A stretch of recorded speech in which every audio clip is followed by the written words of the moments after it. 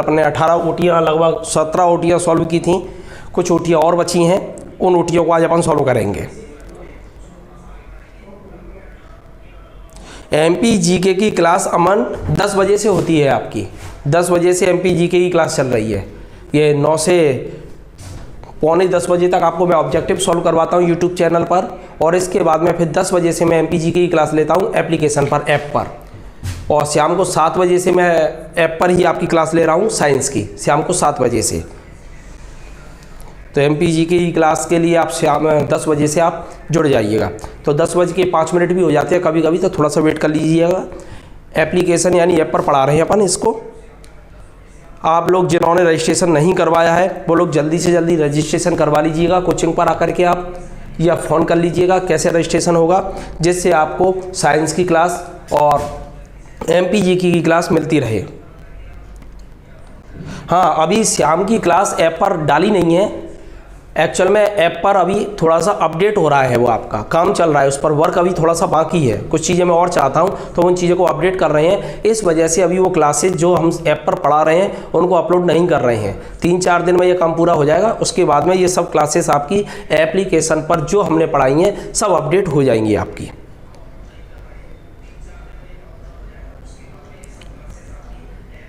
बस 2-3 दिन में अपलोड हो जाएंगी आपकी ये सब क्लासेस, है ना, 2-3 दिन के अंदर अंदर अपलोड हो जाएंगे। मैं आपको मैसेज दे दूंगा कि ये क्लासेस आपकी अपलोड हो गई हैं। टेस्ट सीरीज भी आपकी बस सोमवार तक कोशिश कर रहे हैं कि वो भी सही हो जाए, उसके बाद में आपकी टेस्ट सीरीज भी चालू हो जाएगी। अभी कोई वीडियो नहीं डाला है हमने ऐप पर, अमन कोई भी वीडियो अपलोड नहीं किया है अभी। ऐप पर केवल लाइव क्लास चल रही है बस, वीडियो कोई अपलोड नहीं है, क्योंकि उस पर वर्क चल रहा है, अभी काम चल रहा है इस वजह से, ठीक है ना। और अपनी रजिस्ट्रेशन फीस मैं आप लोगों को बता चुका हूँ, एक बार और दोहरा देता हूँ। जो लोग नए जुड़े हैं, जिन्होंने अभी रजिस्ट्रेशन नहीं कराया है, तो ये रजिस्ट्रेशन की जो फीस रखी है अपने कोचिंग पर, अभी ऑफर पे ही चल रहा है आपका, और ये फीस है आपकी 2500 रुपये। पहले में एक्चुअल में फीस 3000 रुपये है, लेकिन ये आपको नहीं देनी, आपको इसी समय पर फीस जो देनी है 2500 रुपये देनी है, जिसमें आपको नोट्स भी मिलेंगे। इन नोट्सों में इतिहास की बुकलेट रहेगी आपकी, इतिहास की बुकलेट है, इसके अलावा इसमें भूगोल की बुकलेट है, इसके अलावा एमपी की बुकलेट है, इसके अलावा आपकी संविधान की बुकलेट है और विज्ञान की बुकलेट है। तो ये बुकलेट आपकी क्या है, फ्री है। ये इस समय पर आप 2500 रुपये दे करके विद बुकलेट सहित ले सकते हैं रजिस्ट्रेशन। और यदि आप बुकलेट नहीं लेना चाहते हैं, आपके पास में ऑलरेडी पहले से हैं, तो फिर आपको पेमेंट करना है केवल 2000 रुपये। 2000 रुपये में आपको संपूर्ण कोर्स कराया जाएगा। इस संपूर्ण कोर्स में स्पेशली रूप से आपका इतिहास भी होगा, भूगोल होगा, एमपी होगा, संविधान होगा, विज्ञान होगा। इनके अलावा ओटी होंगी आपकी ऑब्जेक्टिव, इनको भी सॉल्व करवाया करेंगे हम आपको। इसके अलावा करंट की क्लास भी रहेगी आपकी, करंट की, और इसमें एक अर्थशास्त्र की क्लास भी रहेगी, अर्थशास्त्र। तो ये अर्थशास्त्र की भी क्लास इसमें ऐड रहेगी। इस तरीके से आपको 1, 2, 3, 4, 5, 6, 7 क्लास, 7 और 8 क्लासेस आपको मिलेंगी। और फीस आपकी कितनी है, 2500 रुपये नोट्स सहित, और विदाउट 2500 आपके, यदि आपको नोट्स नहीं चाहिए तो फिर आपके 2000 रुपये रहेगा। ऐप रिंकू, ये डिजिटल शिफ्ट क्लासेस नाम से है मेरा ऐप, डिजिटल शिफ्ट क्लासेस नाम से है। यदि आपको ऐप की लिंक चाहिए तो मेरा जो व्हाट्सअप नंबर है, ये मेरा व्हाट्सअप नंबर है 93 29 81 61 60। इस पर आप अपना नाम लिख करके भेज देना और लिख देना उस पर कि मेरे को ऐप की लिंक भेज दीजिएगा, तो यहाँ से हम आपको ऐप की लिंक भेज देंगे और कोचिंग पे आकर के आप रजिस्ट्रेशन करवा सकते हैं। यदि आप मुरैना से बाहर हैं तो फिर आप फ़ोन कर लीजिएगा, तो फ़ोन पर हम आपको पूरी जानकारी दे देंगे कि कैसे रजिस्ट्रेशन होगा। और किसी का कोई प्रश्न हो तो मेरे को फ़ोन कर सकते हैं, फिर अपन आगे और चर्चा करेंगे। अब यहाँ से अपन पहले प्रश्नों को सॉल्व कर रहे हैं। प्ले स्टोर पर अभी कुछ समस्या आ रही है, उनके कुछ रूल्स वगैरह बदल गए हैं गूगल के, इस वजह से अभी वो प्ले स्टोर पर नहीं आ पाया है। हालांकि जिन्होंने इसको डिज़ाइन किया है वो कोशिश कर रहे हैं कि हम इसे जल्दी से जल्दी प्ले स्टोर पर ले आएँ। और ऑफलाइन क्लास के बारे में सूरज पूछ रहे हैं कि सर ऑफलाइन क्लास कब स्टार्ट हो रही है, तो ध्यान रखिएगा अभी भी भारत सरकार ने किसी प्रकार की कोई गाइडलाइन ऑफलाइन क्लास के लिए जारी नहीं की है। जिस तरीके से लगातार केस बढ़ रहे हैं उस हिसाब से तो नहीं लगता कि अभी 2 या 3 महीने तक आपकी ऑफलाइन क्लास चालू होगी। हो सकता है उसमें ज़्यादा वक्त लगे, आपको मालूम होगा छत्तीसगढ़ की राजधानी रायपुर में दोबारा से 8 दिन के लिए टोटल लॉकडाउन हो गया है। यूरोप के देशों में दोबारा से सेकेंड वेव चालू हो गई है कोरोना की, फिर आ गई है एक और, तो वहाँ पे भी समस्याएं चालू हो रही हैं और दोबारा से लॉकडाउन किया जा रहा है। आज प्रधानमंत्री ने 7 राज्यों के मुख्यमंत्रियों के साथ में वर्चुअल मीटिंग कर रहे हैं। वो वर्चुअल मीटिंग, संसद का सत्र समय से पहले समाप्त किया जा रहा है और विधानसभा का सत्र पूरा वर्चुअल चला था, जो मध्य प्रदेश के इतिहास में पहली बार ऐसा हुआ था। तो इस हिसाब से आप ज़्यादा उम्मीद ना करें कि जल्दी से जल्दी ऑफलाइन खुलेगी, अभी आप ऑनलाइन ही पढ़ें। और जैसी ये आपका, हाँ एक अच्छी खबर ये है कि भारत सरकार ने कल ये कह दिया है, यदि वैक्सीन कोई आती है और वो 50% लोगों पे भी कामयाब है तो उस वैक्सीन को हम लगाएंगे, यानी उसका उत्पादन चालू हो जाएगा आपका और मरीजों को देना चालू कर देंगे। तो ये थोड़ा सा अच्छी खबर भी है। वैसे WHO की गाइडलाइन ये कहती है कि 70% से अधिक मरीजों में ये लाभदायक होनी चाहिए, लेकिन यहाँ भारत सरकार ने 50% पर ही बोल दिया है। तो ये थोड़ा सा ध्यान रखें आप लोग, ठीक है।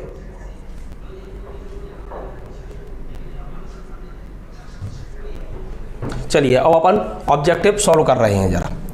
पहला प्रश्न है आपका, इनमें से कौन सा विषाणु, विषाणु का मतलब वायरस होता है, वायरस जनित रोग नहीं है, जरा बताइएगा। निम्नलिखित में से कौन सा वायरस जनित रोग नहीं है, आपको जवाब देना है। निम्नलिखित में से कौन सा वायरस जनित रोग नहीं है?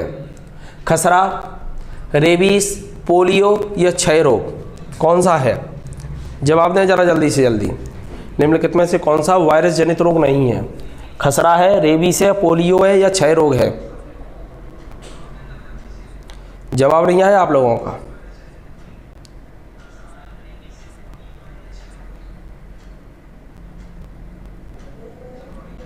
जरा जल्दी से जल्दी जवाब दें।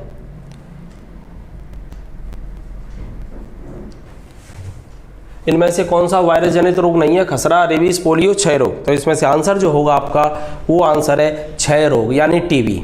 टीबी की जो बीमारी होती है, टीबी की जो बीमारी होती है वो आपकी बैक्टीरिया के द्वारा होती है। और ये जो खसरा है आपका, ये खसरा, रेबीज और पोलियो, ये तीनों की तीनों बीमारियां वायरस जनित हैं। और जबकि क्षय रोग आपका ट्यूबरकुलोसिस के नाम से इसे जाना जाता है। इस पर मैसेज आगे क्यों नहीं बढ़ रहा? जवाब ही नहीं आया। ये क्षय रोग आपका टीबी के द्वारा होता है आपका जी। तो ये किसके द्वारा है आपका? ये ध्यान रखिएगा जरा, टीबी की बीमारी है ये ट्यूबरकुलोसिस। ये ट्यूबरकुलोसिस में आपके जो फेफड़े होते हैं ये प्रभावित होती हैं। तो ट्यूबरकुलोसिस में क्या प्रभावित होगा? आपके लंग्स या फेफड़े प्रभावित होते हैं। और ये एक चीज़ और बताऊँ आप लोगों को, ये जो कोविड वायरस है ना, उससे ज़्यादा खतरनाक है आपका संक्रमण में टीबी। टीबी का इन्फेक्शन बहुत ज़्यादा खतरनाक है और इसका इलाज लगभग 7 से 8 महीने तक चलता है। तो ये इलाज आपका लगभग 7-8 महीने तक चलता है, बड़ा खतरनाक है जी आपका। तो ये थोड़ा सा ध्यान रखें, ये बहुत खतरनाक बीमारी है और लगभग इसका इलाज कितने दिन चलता है? 7-8 महीने। कोविड वायरस इतना खतरनाक नहीं है संक्रमण के मामले में। यहाँ एक पेशेंट लगभग 10 लोगों को बीमारी फैलाता है और वहाँ पर एक पेशेंट कितने लोगों को फैलाता है, लेकिन ये इतना पता है कि वो 10 से कम को फैलाता है। ये अगला प्रश्न है आपका, निम्न में से किस बीमारी के लिए ट्राइवेलेंट के स्थान पर वाइवेलेंट ORV देने का निर्णय भारत सरकार ने लिया है? यानी एक बीमारी है, उस बीमारी में जो दवाई है उसको बदला है भारत सरकार ने। तो ये ट्राइवेलेंट दी जाती थी, अब उसके स्थान पर भारत सरकार वाइवेलेंट ORV देने का निर्णय लिया है। अब बता सकते हैं वो बीमारी कौन सी है? डिप्थीरिया है, मलेरिया है, टाइफाइड है या पोलियो है? बताइएगा जरा आप लोग, इनमें कौन सी बीमारी है वो? डिप्थीरिया, मलेरिया, टाइफाइड या पोलियो?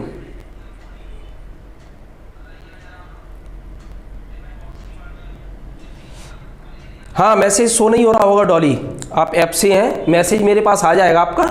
अभी मेरे पास में वो शो नहीं हो रहा है, वो थोड़ा सा काम चल रहा है उस पर, इसलिए। ठीक है ना? हाँ, ये जवाब आ गया आपका। ठीक है ना? इसमें जवाब क्या है? पोलियो है। इसमें जवाब पोलियो। तो आंसर क्या है? पोलियो। पैथोजीन जो सामान्य जुकाम के लिए उत्तरदायी है, पैथोजीन जो सामान्य जुकाम के लिए उत्तरदायी है वो कौन सा है? आर्थोमिक्सो, राइनो वायरस, ल्यूकेमिया वायरस या पोलियो वायरस? पैथोजीन जो सामान्य जुकाम के लिए उत्तरदायी है, पैथोजीन जो सामान्य जुकाम के लिए उत्तरदायी है वो कौन सा है? आर्थोमिक्सो वायरस है या राइनो वायरस है, ल्यूकेमिया वायरस है या पोलियो वायरस है? बताइएगा जरा। जो जुकाम होता है, आपको सामान्य जुकाम हो जाता है, सर्दी खांसी वगैरह हो जाता है, वो कौन सा है? इसमें आंसर होगा राइनो वायरस। कौन सी बीमारी है आपकी? Rhino virus. तो ये ध्यान रखिएगा, जो सामान्य जुकाम जो होता है वो किसके द्वारा होता है? राइनो वायरस के द्वारा। और जिस समय पर जो हो रहा है आपका वो कौन सा जुकाम है? जो सर्दी जुकाम हो रहा है वो कोरोना वायरस है। तो ये सामान्य सर्दी जुकाम ये राइनो वायरस के द्वारा होता है, इस तरीके का होता है ये राइनो वायरस, ठीक है ना। ये सर्दी जुकाम वगैरह होती हैं। अगला प्रश्न है आपका, निम्नलिखित कथनों में से कौन सा सही है? ये कुछ कथन दिए हैं उन्होंने, अब इनमें से सही पूछ रहा है वो आपका। पहला है वायरस संक्रमित कर सकते हैं, विषाणु का मतलब यहाँ वायरस है, तो वायरस संक्रमित कर सकती है जीवाणुओं को। जीवाणुओं को वायरस संक्रमित कर सकते हैं क्या? नंबर 2 कवकों को, नंबर 3 पादपों को, है ना। केवल 1 और 2, केवल 3, केवल 1 और 3, 1 2 3। बताइए जो वायरस है, वायरस किन किन को बीमार कर सकते हैं? वायरस किन किन को बीमार कर सकते हैं? तो वायरस बैक्टीरिया को कर सकते हैं, कवक को कर सकते हैं और पादपों को कर सकते हैं। तो बताइए जरा इसका जवाब क्या होगा? तो ध्यान रखना, वर्षा 21 का आंसर सी, केवल 1 और 3, बैक्टीरिया को, पादप को। वायरस फफूंद जो होती है, कवक होती है, उनको भी बीमार कर सकते हैं। तो यहाँ पर जो आंसर होगा तीनों है।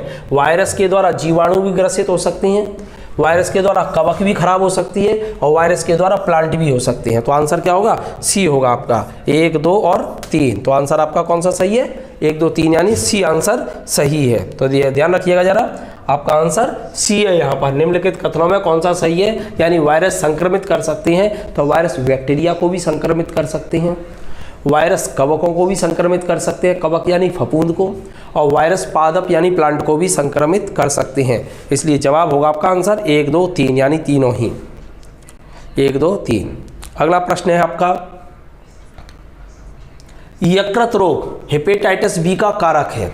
यकृत रोग जो होता है आपका हेपेटाइटिस बी, यकृत रोग हेपेटाइटिस बी का कारक है डीएनए वायरस, आरएनए वायरस, जीवाणु या प्लेटीहेल्मिंथेस। तो यकृत रोग हेपेटाइटिस बी का कारक क्या है आपका? कौन सा वायरस है? डीएनए वायरस है या आरएनए वायरस है? बताइएगा जरा। प्लेटीहेल्मिंथेस, वर्षा प्लेटीहेल्मिंथेस आंसर। यकृत रोग, यकृत माने होता है लिवर, लिवर जो बीमार होता है आपका तो एक वायरस के द्वारा होता है, वायरस के द्वारा होता है। तो आंसर तो आपका इन दोनों में से ही कोई होगा। हेपेटाइटिस जो है वो एक वायरस के द्वारा होता है। अब इसमें डीएनए वायरस होता है या आरएनए वायरस होता है? इसमें डीएनए वायरस है या आरएनए वायरस है? ध्यान रखें जरा, इसमें होता है आपका डीएनए वायरस। कौन सा आंसर है इसमें? DNA virus. तो यकृत रोग हेपेटाइटिस बी का कारक क्या होता है? एक वायरस होता है, वायरस के द्वारा ये हेपेटाइटिस बीमारी होती है आपको, और वो वायरस में क्या पाया जाता है? डीएनए पाया जाता है। तो ये डीएनए वायरस है आपका, ये थोड़ा सा ध्यान रखें आप। आरएनए वायरस नहीं होता, डीएनए वायरस। डीएनए का मतलब क्या होता है? Deoxy ribonucleic acid, deoxy ribonucleic acid.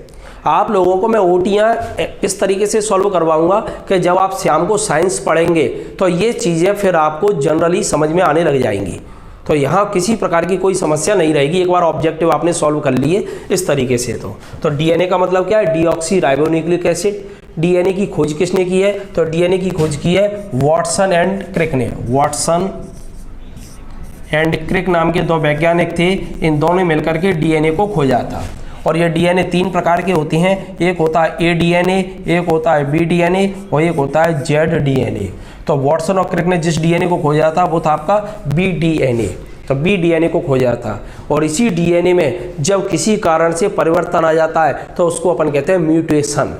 Mutation जो रेडिएशन वगैरह होती हैं परमाणु बम वगैरह की, तो उनमें डीएनए में ही परिवर्तन आता है, और ये परिवर्तन जब ट्रांसफ़र होने लग जाता है पीढ़ी दर पीढ़ी तो फिर ये बीमारी का कारक भी बन जाता है। तो ये थोड़ा सा ध्यान रखिएगा आप लोग। और ये वाली जो बीमारी है वो आपकी यकृत हेपेटाइटिस बी, तो ये एक्चुअल में लिवर को ग्रसित करता है। इस तरीके का ये वायरस होता है और इस वायरस के अंदर पाया जाता है आपका डीएनए। इस वायरस के अंदर क्या है? डीएनए है। चलिए अगला प्रश्न देख रहे हैं अपन, किस सूक्ष्म जीव के द्वारा हेपेटाइटिस बी की बीमारी होती है? अभी सॉल्व किया है, यह गलत जवाब नहीं होना चाहिए किसी का भी। कौन सा सूक्ष्म जीव है यानी माइक्रोस्कोपिक है जिसके द्वारा हेपेटाइटिस बी की बीमारी होती है आपकी? हेपेटाइटिस बी होता है। पहला आंसर है आपके लिए वायरस, दूसरा आंसर है आपका प्रोटोजोआ, तीसरा आंसर है आपका बैक्टीरिया और चौथा आंसर है इनमें से कोई नहीं। गलत नहीं होना चाहिए, ये बिल्कुल सही है। सूरज, आपका जवाब सही है, बिल्कुल सभी लोगों का जवाब सही है। ये अनुराग बिल्कुल सही है, रिंकू सही है जवाब आपका, अमन आपका जवाब बिल्कुल सही है। तो ये क्या है, किस सूक्ष्म जीव के द्वारा हेपेटाइटिस बी की बीमारी होती है? तो आंसर क्या होगा आपका? वायरस। आपका आंसर वायरस है, तो वायरस के द्वारा होता है। आपका क्या है? वायरस। अगला प्रश्न देख रहे हैं अपन, वायरस। नेक्स्ट प्रश्न है, हेपेटाइटिस रोग से मनुष्य शरीर का सीधा प्रभावित होने वाला अंग कौन सा है? यानी हेपेटाइटिस जो रोग होता है, बिल्कुल डॉली आपका जवाब बिल्कुल सही है। हेपेटाइटिस रोग से मनुष्य के शरीर का कौन सा अंग प्रभावित होता है? ये भी आपका गलत नहीं होना चाहिए, क्योंकि ये अभी मैंने चित्र सहित आपको दिखाया है, इससे पहले मैंने चित्र सहित दिखाया है आपको। यकृत, फेफड़ा, हृदय और मस्तिष्क।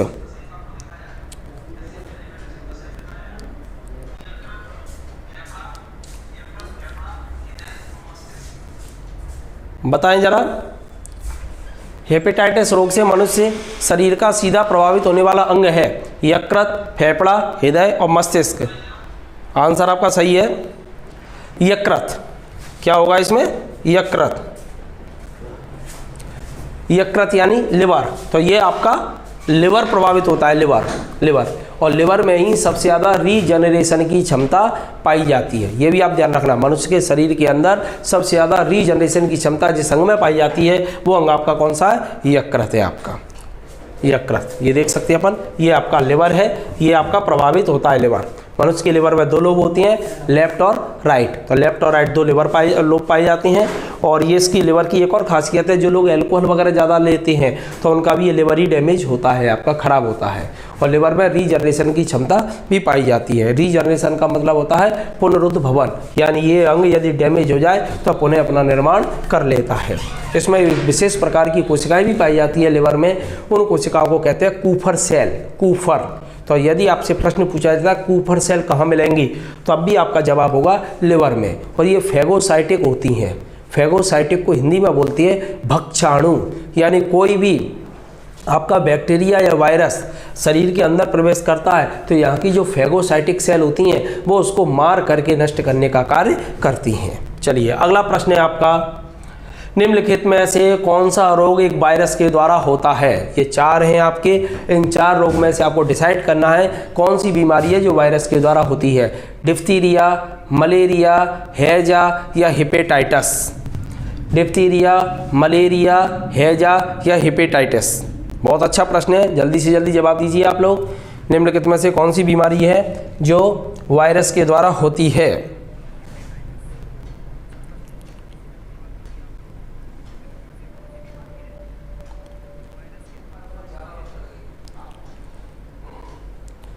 ठीक है, सबके जवाब सही है। ये कौन सा? हेपेटाइटिस। अब थोड़ा सा इन पर भी चर्चा कर लेते हैं अपन। डिप्थीरिया है, ये डिप्थीरिया बैक्टीरिया के द्वारा होती है। मलेरिया ये प्रोटोजोआ के द्वारा होती है, प्रोटोजोआ। मलेरिया की जो बीमारी है वो किसके द्वारा होती है? प्रोटोजोआ के द्वारा, है ना।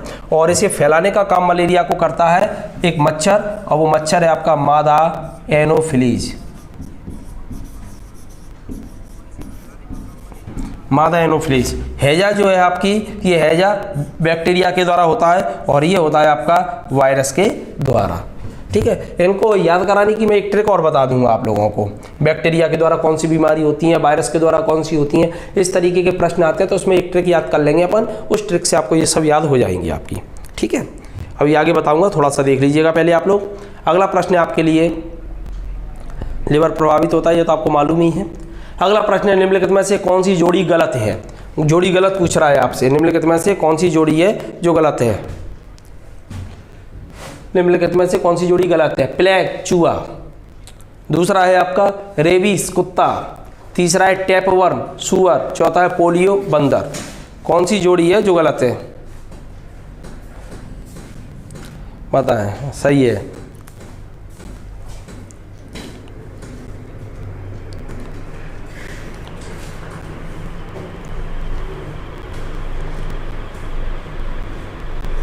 सही है।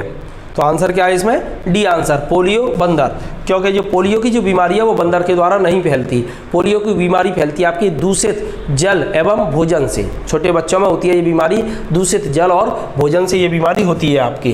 प्लेग प्लेग किसके द्वारा होता है? चूहा के द्वारा होता है, ये आप जानते ही हैं। प्लेग को फैलाने का काम चूहा करता है। और प्लेग जो बीमारी है ये आपकी, चूहा तो केवल वाहक है, ये बीमारी बैक्टीरिया के द्वारा होने वाली बीमारी है प्लेग आपकी। और प्लेग को ब्लैक डेथ के नाम से भी जानते हैं, काली मौत कहा जाता है प्लेग को। रेबीज जो बीमारी है उसे कुत्ता फैलाता है, लेकिन ये बीमारी वायरस जनित है, इसमें नर्वस सिस्टम प्रभावित होता है। और टैपवर्म जो है आपकी बीमारी, इसे सुअर फैलाने का काम करता है आपका टैपवर्म, जैसे फीता कृमि कहते हैं आपके, ठीक है ना, उसके द्वारा होती है। और पोलियो है, ये वायरस के द्वारा होने वाली बीमारी है आपकी, पोलियो है ना, ये बंदर के द्वारा नहीं फैलती है आपकी। तो आंसर क्या होगा?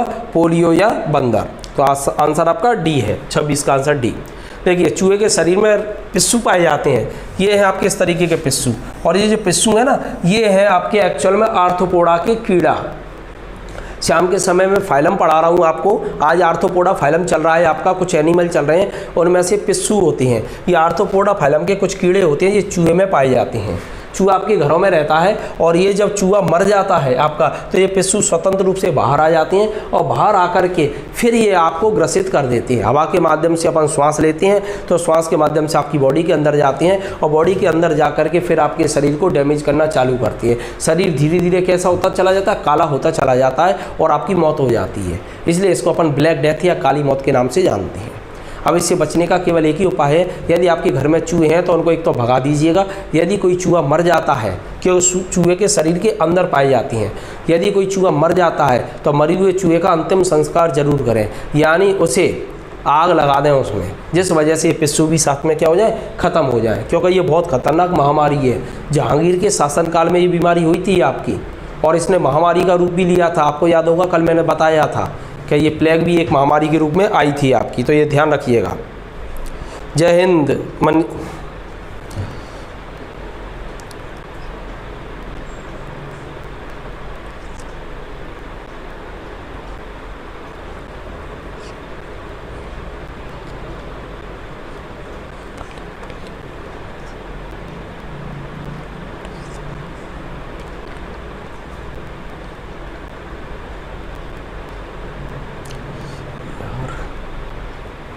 रेबीज जो है आपका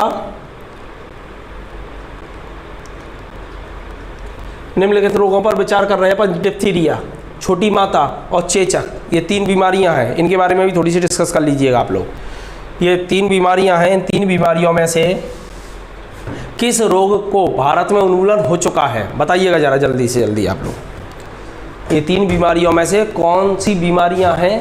ये 3 बीमारियां दी हैं, एक तो डिप्थीरिया है, एक छोटी माता है, और एक चेचक है। तो निम्नलिखित रोगों पर विचार कर रहे हैं। डिप्थीरिया, दूसरा कौन सा? छोटी माता यानी चिकन पॉक्स, और चेचक यानी स्मॉल पॉक्स। इनमें से भारत में से इन 3 बीमारियों में से भारत में से किस बीमारी का उन्मूलन हो चुका है? उन्मूलन का मतलब होता है समाप्त हो चुकी है। बताइए ज़रा जल्दी से जल्दी जवाब दीजिएगा आप लोग। कौन सी है जिसका उन्मूलन हो चुका है? केवल 1 और 2, केवल 3, 1, 2, 3, और इनमें से कोई नहीं। क्या जवाब है आपका? तो आंसर होगा इनमें से केवल चेचक जो बीमारी है आपकी, केवल जो चेचक बीमारी है ये भारत से पूर्ण रूप से समाप्त हो चुकी है। अन्य जो बीमारियां हैं डिप्थीरिया और छोटी माता, ये अभी भी भारत में हैं। और चेचक का जो टीका है, इसे बनाने का जो श्रेय जाता है आपका एडवर्ड जेनर को जाता है, यानी ये स्मॉल पॉक्स के नाम से जाना जाता है। ये बड़ी माता है आपकी, नाम जरूर स्मॉल है लेकिन माता कैसी है? बड़ी है। ये होती है आपकी, केवल आंसर तीसरा है आपका, ये होती है डिप्थीरिया। डिप्थीरिया बैक्टीरिया के द्वारा होने वाली बीमारी है, और इसमें गला इस तरीके से चौक हो जाता है आपका। कल भी मैंने कराया था, ये चित्र दिखाया था, चित्रों के माध्यम से आपको करा रहा हूँ, जिससे जल्दी से जल्दी और लॉन्ग टर्म तक आपको याद रहे। ये जब आपका ये प्रश्न आएगा तो आसानी से आप इसका जवाब दे सकते हैं, है ना। ये है आपकी छोटी माता। ये छोटे छोटे स्पॉट बनते हैं इस तरीके के, इसे अपन छोटी माता कहते हैं। सामान्य भाषा में, गांव की भाषा में कहते हैं खेल खिलौना इनको, ठीक है ना। और ये है आपकी चिकन पॉक्स, यानी ये बड़ी माता, ये है आपकी बड़ी माता। और ये बीमारी भारत से पूर्ण रूप से उन्मूलित हो चुकी है, क्योंकि आपने 100% टीकाकरण किया था, और इस बीमारी से लोग ज़्यादा ग्रसित नहीं हो रहे। तो आंसर केवल क्या होगा? आंसर होगा केवल तीसरा। तो ये ध्यान रखिएगा। अगला प्रश्न है आपके लिए, एड्स का संचरण होता है। एड्स एक बीमारी है, उस बीमारी का संचरण कैसे होता है? नंबर 1 लैंगिक संभोग से, नंबर 2 रक्ताधान से, नंबर 3 मच्छरों अन्य रक्त चूसक कीटों से, और नंबर 4 अपरा यानी प्लेसेंटा से। बताइए जरा, ये 4 कारण हैं, इन 4 कारणों में से कौन से कारण हैं जिससे एड्स की बीमारी एक से दूसरे को हो सकती है? लैंगिक संभोग से, रक्त के आदान प्रदान से, मच्छर और अन्य रक्त चूसक कीटों से और प्लेसेंटा से। बताएं जरा, आप लोग जवाब दीजिए। एड्स का संचरण किससे होता है? लैंगिक संभोग से, रक्तदान से, मच्छरों से और अन्य रक्त चूसक कीटों से या प्लेसेंटा के संपर्क में से।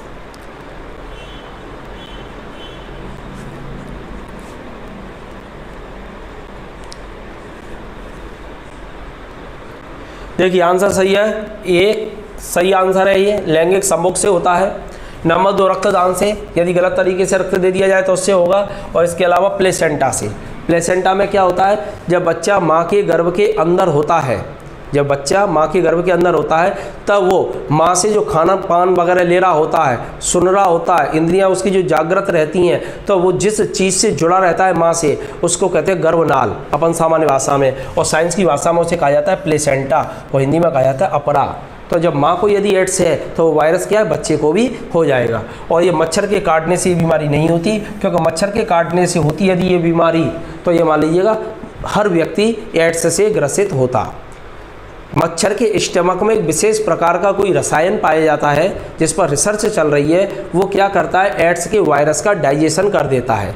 वैज्ञानिक उसी पर रिसर्च कर रहे हैं और जिस दिन ये चीज़ आपको मिल जाएगी कि ये कौन सा है जो इसको नष्ट कर रहा है, बस उसी दिन एड्स की आपको सही तरीके की दवा मिल जाएगी। ठीक है ना? तो ये ध्यान रखिएगा। तो 3 हैं आपके, कौन कौन सी हैं? लैंगिक संभोग, रक्तदान और आपका प्लेसेंटा के संपर्क से,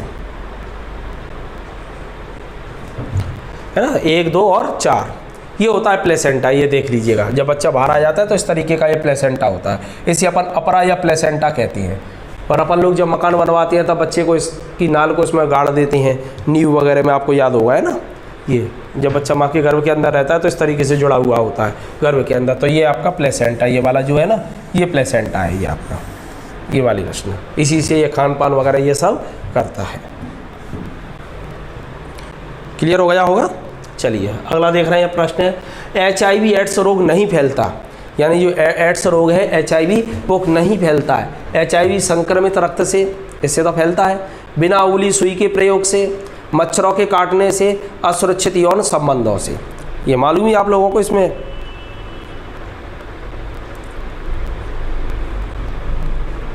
हाँ सही है डॉली, ये HIV एड्स रोग नहीं फैलता।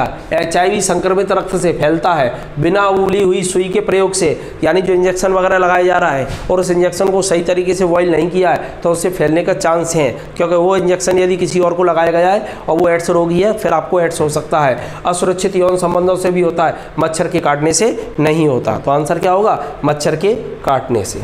तो ये तो सामान्य प्रश्न है आपका, ठीक है ना? आंसर मच्छर के काटने से। अगला प्रश्न देख रहे हैं अपन। नेक्स्ट प्रश्न है, एक रोग ग्रसित मानव शरीर की निम्न अवस्था पर विचार कीजिए। यानी कोई व्यक्ति है जो रोग से ग्रसित है और उसमें कुछ चीज़ें हो रही हैं और वो है सूजे हुए लसिका पर्व, लिम्फ नोड यहाँ पाए जाते हैं गले में, ठीक है ना? लिम्फ नोड सूजे हुए, रात में पसीना आना, दूसरा है आपका, तीसरा है स्मृति का लोप होना, स्मृति का माने मेमोरी डाउन हो रही है आपकी, चौथा है वजन का घटना। ये 4 कारण है। पहला है सूजे हुए लिम्फ नोड, रात में पसीना आना, स्मृति का लोप होना और वजन का घटना। इनमें से कौन से हैं जो एड्स के लक्षण हैं? बताइएगा जरा, इनमें से कौन से हैं जो एड्स के लक्षण हैं? इनमें से कौन से हैं जो एड्स के लक्षण हैं? बताएं जरा। 1 और 2 हैं, 2, 3, 4 हैं, या 1, 3, 4 हैं, या 1, 2, 3, 4 हैं? मतलब आंसर ए है, ये बी है, सी है या डी है? आंसर कौन सा होगा इसमें? डी। 1, 2, 3, 4 यानी सूजे हुए लसिका पर्व, रात में पसीना आना, स्मृति का लोप होना और वजन का घटना। ये चारों ही कारण आपके एड्स से संबंधित हैं। तो ये ध्यान रखना, ये चारों ही कारण किससे संबंधित हैं? एड्स से संबंधित हैं। ये चारों ही कारण एड्स से रिलेटिव हैं आपके। अगला प्रश्न है आपके लिए, HIV द्वारा होने वाला रोग कौन सा है? ये तो खैर आप लोगों को सबको मालूम होगा। HIV के द्वारा होने वाला रोग कौन सा है? तो HIV द्वारा होने वाला रोग बताएं जरा जल्दी से जल्दी। क्षय रोग, क्षय माने टीबी रोग है, ट्यूबरकुलोसिस टीबी। दूसरा आत्सक, कैंसर, एड्स। ये तो खैर सिंपल जवाब है, सब लोगों का सही होना चाहिए। लसिका क्या है? लसिका एक्चुअल में लिम्फ होती हैं, आपकी लिम्फ होती हैं, और इनसे WBC वगैरह का निर्माण होता है। और WBC जो होती है आपकी, वो शरीर में सुरक्षा गार्ड का कार्य करती है। बाहर से जो रोगजनक पैथोजन आते हैं उन्हें नष्ट करने का काम WBC करती है, और इस WBC का निर्माण लिम्फ नोड में होता है। मैं शाम के समय जब साइंस पढ़ाऊंगा, मैं इसमें चित्र डाल नहीं पाया यहाँ पर, जब शाम को साइंस चलेगी आपकी क्लासेस, उसमें ये लिम्फ नोड वगैरह टॉपिक आएगा, तब मैं वहाँ बताऊंगा इसको। और आगे कहीं OT में आता है तो मैं इसका चित्र भी दिखाऊंगा। ये गले वगैरह में पाए जाते हैं ये लिम्फ नोड आपके। तो ये WBC वगैरह का निर्माण करती है, लिम्फोसाइट का निर्माण करती हैं। ये लिम्फोसाइट एक WBC का एक प्रकार है। ठीक है, आंसर D है आपका इसमें, एड्स से। अगला देख रहे हैं अपन, नेक्स्ट प्रश्न है, एड्स का कारण है, ये तो मालूम है आप लोगों को, एड्स का कारण है। पता है एड्स का कारण क्या है? एड्स का कारण है बैक्टीरिया है, फफूंद है, वायरस है या अमीबा है? एड्स का कारण क्या है? तो एड्स का कारण आपका वायरस है, ये तो मालूम ही है, तो इसलिए ज़्यादा कोई वो नहीं है इसमें। एड्स का कारण वायरस है। अगला देखेंगे, नेक्स्ट प्रश्न है आपका, एड्स वायरस में पाया जाता है। ये प्रश्न अच्छा है। एड्स वायरस में क्या मिलेगा? एड्स का जो वायरस होता है उसका जो जेनेटिक मटेरियल होता है वो किसका बना होता है? प्रश्न ऐसे भी पूछ सकता है आपसे। एड्स वायरस में क्या होता है? ये एड्स वायरस का जेनेटिक मटेरियल में क्या पाया जाता है? तो DNA प्लस प्रोटीन होता है, या DNA प्लस DNA होता है, या RNA प्लस प्रोटीन होता है, या केवल DNA होता है? बताइएगा ज़रा क्या होता है इसमें। एड्स वायरस में क्या होता है आपका? RNA plus protein, RNA plus protein, answer होगा आपका RNA प्लस प्रोटीन। तो एड्स वायरस में क्या पाया जाता है? तो ध्यान रखना, एड्स के वायरस में DNA नहीं होता, एड्स के वायरस में RNA होता है। एक चीज़ और बता रहा हूँ आपको, कभी कहीं फंस जाएं आप इस तरीके के प्रश्नों में, तो ये ध्यान रखें, क्या उसका वो बन चुका है, क्या चीज़ आपका टीका बन चुका है, वैक्सीन बन चुकी है। यदि वैक्सीन बन चुकी है तो वो DNA पाया जाता है, यदि वैक्सीन नहीं बन पा रही है तो वो RNA होगा, क्योंकि RNA की विशेषता होती है कि वो अपने रूप को चेंज बार बार में कर लेता है, और इसी वजह से वैक्सीन बनाने में थोड़ी समस्या आती है। एक जनरल फैक्ट बता रहा हूँ, कभी फंस जाए, जैसे आपका एड्स है, एड्स का कोई टीका नहीं है, कोविड वायरस का कोई टीका नहीं है अपने पास में, क्यों? क्योंकि उसमें RNA पाया जाता है। तो ये ध्यान रखना, इसमें क्या पाया जाता है? RNA प्लस प्रोटीन पाई जाती है, इसके कारण से वैक्सीनेशन नहीं हो पा रहा, ये अपने रूप को क्या कर लेता है? चेंज कर लेता है। तो ये थोड़ा ध्यान रखें। 34 का आंसर क्या होगा? C होगा, RNA। कभी फंस जाए DNA RNA में तो ध्यान रखना इस चीज़ को। वैक्सीनेशन को याद रखना, क्या इसकी वैक्सीन है तो वो DNA होगा, और वैक्सीन नहीं है तो काफ़ी हद तक वो क्या होगा? RNA होगा। अभी आप ये कोविड से मत जोड़ देना है इसको, ये इस तरीके का है इसका HIV का, और ये आप जो देख रहे हैं ना, ये आपका RNA वाला, ये होता है RNA, इस तरीके का ये RNA है। ठीक है, क्या कोविड का भी तो वैक्सीन बन रही है, उसमें RNA पाया जाता है, अभी वैक्सीन बनी नहीं है, ये ध्यान रखना।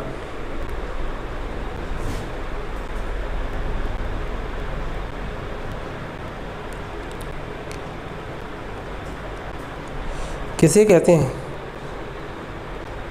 ये वैक्सीन, किसे कहते हैं? एक्चुअल में वैक्सीन को हिंदी में बोला जाता है टीका। वैक्सीन को हिंदी में क्या बोला जाता है? टीका बोला जाता है। हिंदी के लिए शब्दावली वो टीका है, और अंग्रेजी के लिए वैक्सीन शब्द का इस्तेमाल किया जाता है। इसमें क्या है, ये मानव शरीर है, मान लीजिएगा आपकी बॉडी है। अब इस बॉडी में कोई भी पैथोजन अंदर आकर के क्या करता है? आपको ग्रसित करना चालू करेगा। मान के चलो एक वायरस आया आपकी बॉडी के अंदर, वो आपको बीमार करेगा। अब उससे बचाने के लिए आपकी बॉडी के अंदर प्राकृतिक रूप से रोग प्रतिरोधक क्षमता पाई जाती है। प्राकृतिक रूप से समझ लो इसको। और प्राकृतिक रूप से जो रोग प्रतिरोधक क्षमता होती है उसमें कौन काम करता है? वो काम करती है स्पेशल आपकी WBC। ये उसको आकर के रोकने का काम करती है। इसे दूसरे उदाहरण से समझा रहा हूँ। मान के चलो ये आपका शरीर है फॉर एग्जाम्पल, ठीक है ना। यहाँ पर एक रोगाणु आपके शरीर के अंदर प्रवेश किया और ये रोगाणु यहाँ पर आ गया, ठीक है ना। अब ये शरीर आपकी प्रतिक्रिया देगा। प्रतिक्रिया में क्या होगा? WBC होती है आपकी। उन WBC 5 प्रकार की होती है, उसमें से एक होती है लिम्फोसाइट। लिम्फोसाइट या WBC होती है। अंदर नहीं जा रहा है, थोड़ा ऊपर से बता रहा हूँ। और ये लिम्फोसाइट क्या करेगी? इस पैथोजन को चारों तरफ से घेरेगी और घेर करके एंटीबॉडी का निर्माण कर देगी और इस पैथोजन को क्या कर देगी? न्यूट्रल कर देगी। और इस तरीके से आपका शरीर क्या होगा? बच जाएगा। लेकिन कभी कभी क्या होता है कि जब ये पैथोजन अंदर आ रहा है और WBC आपकी कार्य नहीं कर पा रही है तो फिर आप बीमार हो जाएंगे। वैक्सीनेशन में क्या किया जाता है कि आपके शरीर के अंदर ऑलरेडी पहले से ही जब अपन छोटे होते हैं उस समय पर इसके जर्म रोगाणुओं को शरीर के अंदर इंजेक्ट करा दिया जाता है और फिर उसके लिए प्राकृतिक रूप से आपका शरीर क्या करता है, लड़ने के लिए एंटीबॉडी तैयार कर लेता है और फिर निकट भविष्य में जब भी कोई पैथोजन यहाँ प्रवेश करता है तो ये प्राकृतिक रूप से एंटीबॉडी आपके शरीर के अंदर रहती है और इस तरीके से उसे हानिकारक प्रभाव नहीं डालने देती और आपके शरीर की सुरक्षा कर लेती है। तो इस तरीके से ये वैक्सीनेशन का काम होता है। अब यहाँ समस्या क्या होती है आरएनए वाले में, आरएनए वाले में यह है कि आपने आरएनए का यहाँ पर वैक्सीनेशन के लिए डोज दे दिया, ठीक है ना, वो आरएनए में रिवर्स ट्रांसक्रिप्टेज एंजाइम पाया जाता है जो इसके रूप को बदल लेता है। अब यहाँ पर एंटीबॉडी तैयार हो गई, जैसे ए अंदर आया तो इसके लिए आपने क्या किया, कैपिटल ए ये बना दिया आपने, ठीक है ना, लेकिन यहाँ क्या है, रूप बदल रहा है ये आपका। अब ये ए के रूप में नहीं आया बल्कि बी के रूप में आ गया और अपन ने तो कौन सी डोज दिया, ए है, तो ए को ढूंढेगा ये, जैसे ही ए आएगा तो ये काम करेगा, लेकिन यहाँ ये बी बन करके आया है तो बी के लिए तो अपन ने कुछ दिया ही नहीं है इसमें, तो बी के लिए वो तैयार नहीं है, अपना रूप चेंज कर लिया उसने। फिर इसके बाद में मान के चलो अपन ने बी के लिए भी बना दिया तो यहाँ कैपिटल बी बन गया, फिर इसने अपना रूप बदल लिया तो ये सी के रूप में आ गया। यही चीज़ किस में हो रही है, आरएनए वायरस में हो रही है, खासतौर से किस में, कोविड वाले में, क्योंकि जिसके लिए अपन वैक्सीन तैयार करते हैं तब तक वो अपने रूप को क्या कर लेता है, बदल लेता है, जिसे अपन स्टेन के नाम से बोलते हैं। इसी तरीके से आपका एड्स वाले में भी होता है कि ये अपने रूप को क्या कर लेता है, बदल लेता है। तो इसलिए प्रभावक रूप से दवाई तो बन सकती है इसकी, लेकिन वैक्सीन बनने में थोड़ा सा वक्त लगेगा। डीएनए और आरएनए में अंतर क्या है ना, डीएनए होता है आपका डीऑक्सीराइबोन्यूक्लिक एसिड, ये डीएनए है, और ये आपका आरएनए है, आरएनए का मतलब होता है राइबोन्यूक्लिक एसिड, ठीक है ना। डीएनए में आपकी 2 स्ट्रेंथ पाई जाती हैं, 2 भुजाएं पाई जाती हैं, आरएनए जो होता है उसमें केवल 1 स्ट्रेंथ पाई जाती है। इसमें क्षार की 2 यूनिट होती हैं आपकी, नाइट्रोजन विशक क्षार की, और ये जुड़ी रहती हैं जिसमें पाया जाता है आपका 4 यूनिट रहती हैं, इसमें पिरिमिडीन वगैरह जुड़ी रहती हैं। एक होती है एडिनिन,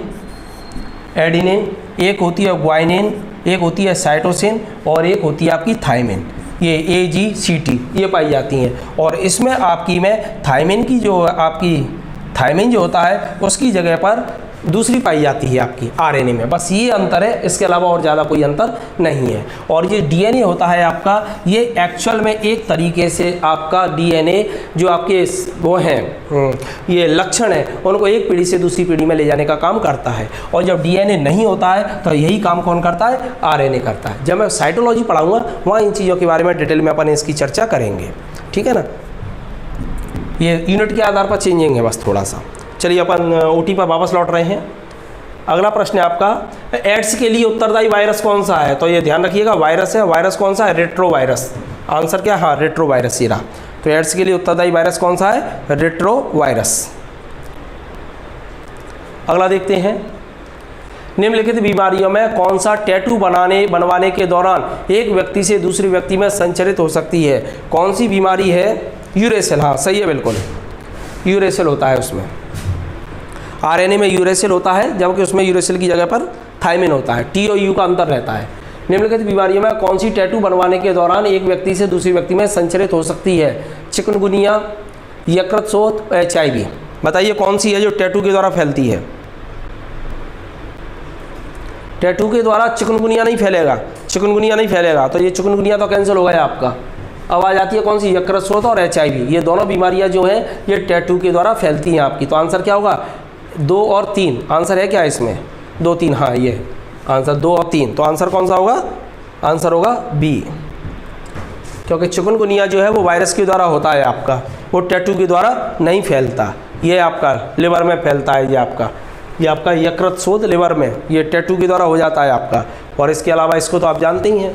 निम्नलिखित में से कौन सा प्रभेद भारत में प्रभावी है, यानी जो HIV है वो कौन सा HIV है जो भारत में सबसे ज़्यादा पावरफुल है, कैसे फैलती है बता रहा हूँ शिवम आपका। पहले इसका जवाब दीजिएगा, निम्नलिखित में से कौन सा प्रभेद भारत में प्रभावी है, HIV-1A, HIV-1B, HIV-1C या HIV-1D, कौन सा आंसर होगा। तो इसमें आंसर है HIV-1C। तो भारत में सबसे ज़्यादा फैलने वाला वायरस रोग कौन सा है, HIV-1C। ये एक्चुअल में क्या होता है आपको मालूम होगा, जो संक्रमित इंजेक्शन होती हैं, इंजेक्शन या सुई जो होती है, संक्रमित इंजेक्शन या सुई जो है आपकी, वो इंजेक्शन जब अपन लगाते हैं तो जो टैटू है, टैटू बनाने वाला जो इंजेक्शन है वो इंजेक्शन से उसने किसी व्यक्ति को टैटू बनाया, और मान के चलो जिस व्यक्ति को उसने टैटू बनाया उसको ऑलरेडी पहले से ही एड्स की बीमारी है, या मान लीजिएगा उसको एड्स नहीं है बल्कि उसकी जगह पर क्या है, हेपेटाइटिस की बीमारी है, तो इंजेक्शन आपका अंदर जाएगा तो ब्लड निकलेगा, और वो ब्लड की बूंदें कहाँ पहुँचेंगी, आपकी इंजेक्शन पर पहुँचेंगी। अब उसने इंजेक्शन या निडल को सही तरीके से साफ़ नहीं किया है, उसी इंजेक्शन या निडल से आपके उसने टैटू बना दिया, तो लिवर में जो वायरस है आपका हेपेटाइटिस वाला वायरस है वो आपकी बॉडी के अंदर पहुंच जाएगा, इस तरीके से लिवर को डैमेज करेगा। यदि सामने वाले को पहले से बीमारी एड्स की है और वो एड्स की सुई में वायरस आ गया तो फिर आपकी टैटू बना दिया तो फिर वो आपको ग्रसित करेगा। आपको याद होगा अमिताभ बच्चन खुली फिल्म में बीमार हुए थे, उनको मुक्का पड़ गया था, फिर उनको ब्लड दिया गया, ब्लड की सही तरीके से जांच नहीं की गई थी, उस ब्लड में हेपेटाइटिस का वायरस था और वो ब्लड उनको चढ़ा दिया गया, और इसी वजह से आज भी वो हेपेटाइटिस वायरस की वजह से बीमार रहते हैं, क्योंकि वो वायरस उनकी बॉडी के अंदर पहुंच गया जिसने लिवर को डैमेज करना चालू कर दिया। तो ये ध्यान रखना ज़रा, जब संक्रमित जो इंजेक्शन होता है उसमें यदि हेपेटाइटिस वायरस है सॉरी या एड्स का वायरस है और उसी इंजेक्शन से आपको बना दिया तो आपको ये बीमारी हो जाएगी। ठीक है, सॉरी। अगला प्रश्न है आपका, एड्स निम्नलिखित में से किस रोग नाम का संक्षिप्त है, यानी किसे आप संक्षिप्त रूप में एड्स कहेंगे, यानी descriptive, acquired immune deformity syndrome, या एंटीसिपेटेड इम्यून डिफिशियंसी सिंड्रोम, या एक्वायर्ड इम्यूनो डिफिशियंसी सिंड्रोम, या एबनॉर्मल इम्यून डिफिशियंसी सिंड्रोम। बताइए किसका है।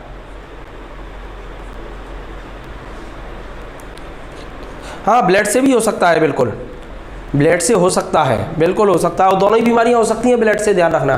टैटू की बात कर रहे हैं ना, जैसे आपने ब्लेड नाई की दुकान पर गए और रेजर से आपने बनाया और मान के चलो पहले वाला ग्रसित है, उसी रेजर से आपको बना दिया उसने, तो आपको ये बीमारी हो जाएगी।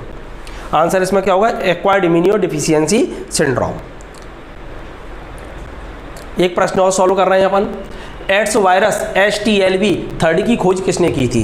तो एड्स वायरस HTLV 3 की खोज करता कौन है? रॉबर्ट गैलो, एडवर्ड जेनर, लक आइजन जेनर और रॉबर्टसन। बताइए जरा इनमें से कौन है आपके एड्स वायरस HTLV 3 की खोज करता कौन है? तो ये है आपके रॉबर्ट गैलो। रॉबर्ट गैलो ने ये एड्स वायरस की खोज की है। कई बार ये प्रश्न पूछा गया है, एड्स वायरस के खोजकर्ता कौन है? Robert Gallo. एडवर्ड जेनर ने तो आपका टीका खोजा था, वो भी कौन सा वाला? चेचक का, ये ध्यान रखना। तो ये आपके रॉबर्ट गैलो, इन्होंने सबसे पहले एड्स की खोज की है। और भारत में सबसे पहले एड्स के पेशेंट का पता लगाया था डॉक्टर सुनीति ने।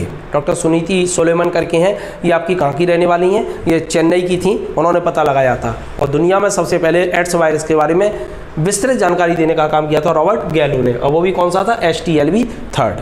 तो ये है आपका अगला प्रश्न है, एड्स वायरस के लिए सबसे ज़्यादा आजमाई गई दवा कौन सी है? वर्तमान में वैक्सीनेशन तो है नहीं, किस दवा का इस्तेमाल सबसे ज़्यादा किया जा रहा है एड्स के लिए? जीडोबुडिन का, या माइकोनॉज का, या नोनाक्सिनॉल 9 का, या विराजोल का? बताएं जरा। तो एड्स वायरस के लिए सबसे ज़्यादा आजमाई गई दवा कौन सी है? तो एड्स वायरस के लिए सबसे ज़्यादा आजमाई गई जो दवा है आपकी वो है जीडोबुडिन। तो कौन सी दवा है आपकी? जीडोबुडिन दवा। इस दवा का इस्तेमाल सबसे ज़्यादा किया जा रहा है एड्स के लिए। और एक और इंटरेस्टिंग चीज़ बताऊँगा आपको, जो कोविड वायरस है, ये दवा है वो आपकी जीडो। जो कोविड वायरस चल रहा है उसमें शुरुआत में जब चल रहा था आपका, तो स्टार्टिंग में ये एड्स की दवाई यहीं दी जा रही थी। अब आप सोचो, प्रयोग चल रहे थे आपके, इन प्रयोगों के चक्कर में बहुत सारे लोग निकल लिए यहाँ से, तो ये थोड़ा सा ध्यान रखें। तो ये एड्स वायरस के लिए सबसे ज़्यादा आजमाई गई दवा कौन सी है आपकी? तो एजिडोथाइमिडीन है। चलिए आज के लिए इतना ही है आपका। अगली थोड़ी सी ओटियाँ और बची हैं, इन ओटियों को अपन सॉल्व करेंगे कल। आप लोग जल्दी से जल्दी रजिस्ट्रेशन करवा लीजिएगा। रजिस्ट्रेशन करवाने से आप लोगों को लगातार जुड़ने में और जो आपकी क्लासेस चल रही हैं उनका नुकसान नहीं होगा। अभी ऑफलाइन नहीं चलेंगी, ऑनलाइन हैं। ऑनलाइन घर बैठ कर के आप आसानी से पढ़ सकते हैं। कई लोग कह रहे हैं कि इसमें अभी वीडियो अपलोड नहीं हुए हैं। वीडियो इसलिए अपलोड नहीं हुए हैं क्योंकि उस पर अभी वर्क चल रहा है। मैं लगातार बोल रहा हूँ इस चीज़ को। 2-3 दिन के अंदर अंदर ऐप कंप्लीट रूप से तैयार हो जाएगा। उसके बाद में इसमें वीडियो अपलोड होना चालू हो जाएंगे। उसके बाद इसमें टेस्ट सीरीज भी आपकी चालू हो जाएगी। तो ये दोनों तीनों चीज़ों को अपन चालू करेंगे। अब 10 मिनट बाद अपनी मुलाकात होगी 10 बजे करके 5 मिनट पर, और ये अपनी MPGK की क्लास रहेगी। और ये एप्लीकेशन मेरी जो है वो है डिजिटल शिव क्लासेस, तो उसी में रहेगी आपकी। ये एड्स सबसे पहले किस देश में हुआ था? ये एड्स के बारे में सबसे पहले जो देश है वो है कांगो। कांगो की राजधानी है किंगशासा। तो किंगशासा जो थी आपकी अफ्रीकन देश है, वहाँ पर एड्स के बारे में सबसे पहले प्रमाण मिले थे। वो एड्स का पहला पेशेंट जो मिला है वो अमेरिका में मिला था, और भारत में एड्स का जो पहला पेशेंट मिला था वो मिला था आपका चेन्नई में। अभी अपन कल इस पर चर्चा करेंगे, ठीक है ना। बस आज के लिए इतना ही है। Thank you very much.